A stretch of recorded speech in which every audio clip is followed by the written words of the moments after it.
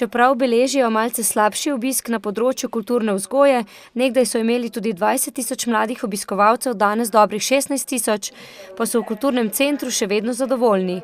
Za otroke in mladino so namreč v iztekajoči se sezoni pripravili prek 60 dogodkov. Predstave so izjemno raznovrstne, ravno zato, ker želimo tudi različne zvrsti umetnosti približati našim obiskovalcem. Tako da so tukaj lutkovne predstave, dramske, plesne, potem so to kombinacije lutkovno-plesnih ali pa dramsko-plesnih, to je klovnovska predstava, koncerti, komentirani koncerti.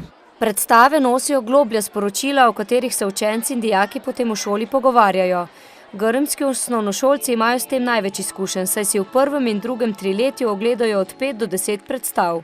Zastopamo stališče, da je gledališka dejavnost, to se pravi vzgojiti kulturnega gledalca, pomembna pri oblikovanju otrokove osebnosti.